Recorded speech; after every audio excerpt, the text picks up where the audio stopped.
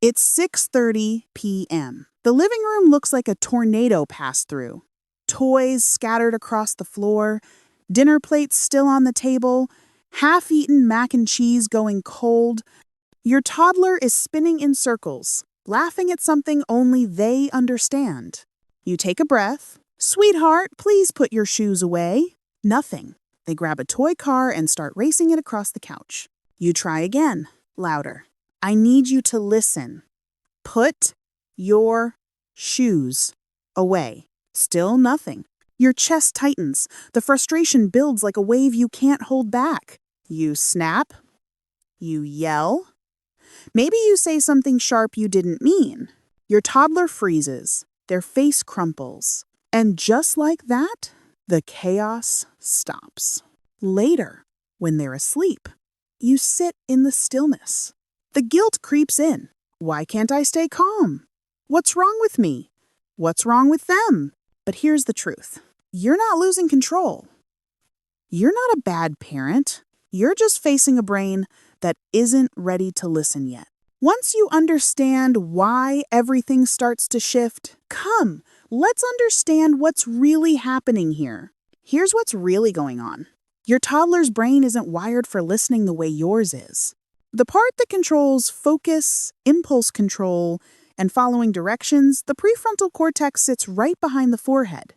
It's the CEO of the brain, the logic center, the part that helps us stop, think, and respond. But here's the thing.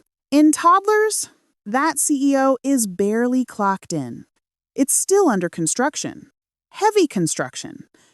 It won't be fully built until their mid-20s. Think of it like an air traffic control tower that's supposed to organize all the planes except the tower's still being assembled. And half the equipment isn't even plugged in yet. So who's running the show instead? The amygdala. The emotional center. The part of the brain that reacts fast, loud, and full of feeling. It operates on 3 settings. Want it now, feel it big, react fast. There's no pause button, no let me think about this first, no planning ahead. When you say, put your shoes away, their prefrontal cortex isn't there to translate that into action. Instead, the amygdala hears pressure and either ignores it completely or melts down. This isn't defiance. It's not disrespect. It's a brain doing exactly what a toddler brain does, running on emotion because logic hasn't moved in yet. And then there's attention. A toddler's attention span is about 2 to 6 minutes max, roughly their age in years, times 2 or 3. So when you're asking them to focus while they're locked onto that toy car, they're not choosing to ignore you. They're neurologically incapable of shifting their attention on command. Their working memory can hold maybe 1 or 2 instructions at a time. That's it. So when you say, put your shoes away, pick up your toys, and come to the table, their brain hears static after step 1. And here's the kicker. Their attention is selective. It locks onto what's interesting. The toy, the spinning, the game. Your request, that doesn't even register. Not because they don't care. Because their brain is wired to prioritize novelty and fun over instructions and responsibility. This isn't bad parenting or a disrespectful child. It's biology, and you can work with it instead of against it. And by evening, all of this gets worse. By 6:30 p.m., your toddler has accumulated a full day's worth of stimulation. Every sound, every transition, every emotion, it all stacks up. A tired brain has even less prefrontal control than it started with. Add hunger, overstimulation, and dysregulation into the mix, and listening doesn't just get harder. It becomes impossible. Their nervous system isn't in learning mode anymore. It's in survival mode. Fight, flight, or freeze. That's all that's left. So when you're repeating yourself for the 5th time and they're ignoring you, it's not rebellion. It's not defiance.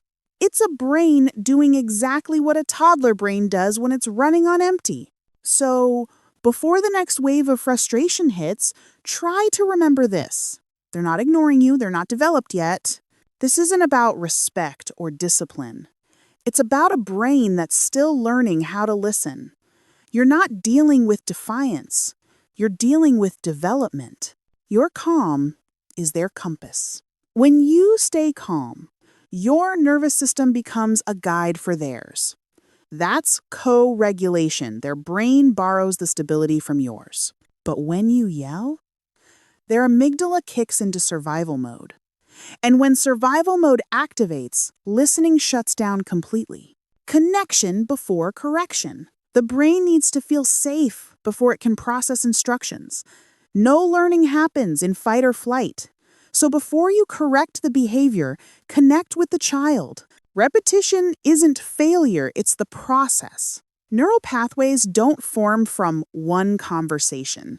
They form through hundreds of repetitions, thousands even. You're not doing it wrong because you have to say it again.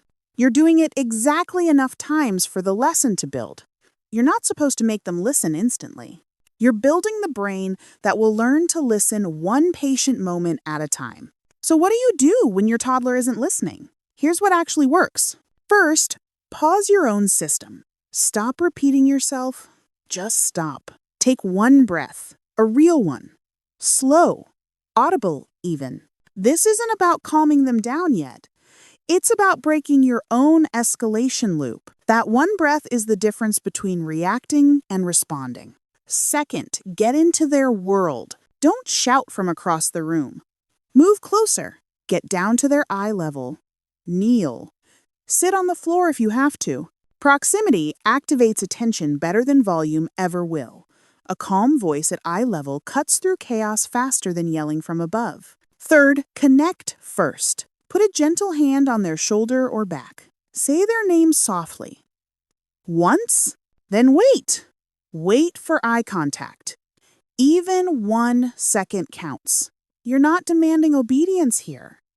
You're bringing their brain back online. You're signaling, I'm here, you're safe, now we can talk. Fourth, simplify the ask. Give one instruction. 1, not clean up your mess. Say, shoes in the basket. Use concrete, physical action words. Avoid abstract concepts like behave or be good. Why? Because their working memory can't hold paragraphs. It can barely hold a sentence. Keep it short. Keep it clear.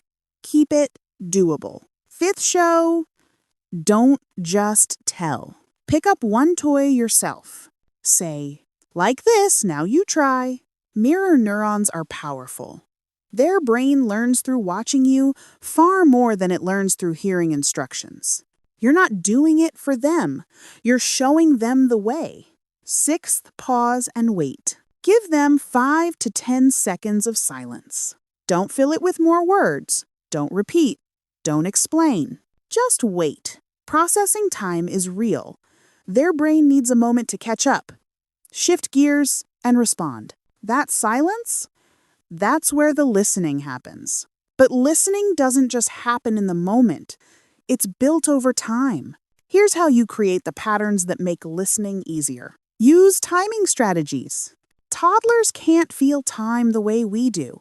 In a minute means nothing to them. So give warnings before transitions. In 5 minutes, it's bath time. Use visual timers, something they can see counting down.